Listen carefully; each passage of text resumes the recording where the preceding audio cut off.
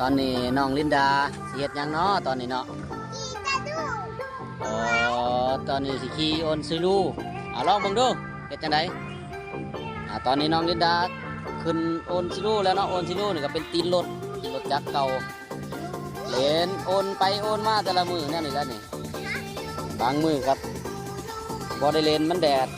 แต่ว่ามือนี้มันบ่แดดขึ้นเลนนี่ขึ้นเลนอยู่นั่นนี่เนาะสำหรับทั้งบ้านเฮาก็เครื่องเล่นในเด็กๆเล่นเฮาก็เก็บได้แบบนี้แหละเนาะ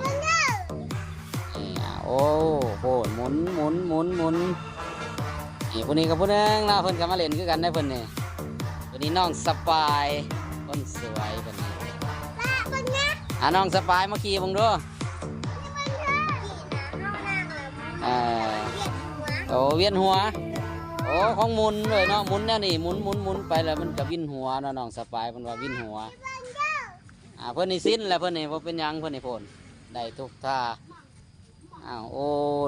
นไปโอนมาผู้ใดที่ว่าบ่มีเครื่องเล่นเนาะสามารถประดิษฐ์เฮ็ดแบบน้องลินดานี่ได้เนาะเอาไปผูกใส่กรงใหม่ใส่งาใหม่แม่นสามารถเฮ็ดให้เด็กโอนเล่นได้เนาะแต่ว่าเสือกนี่ต้องรับประกันได้นี่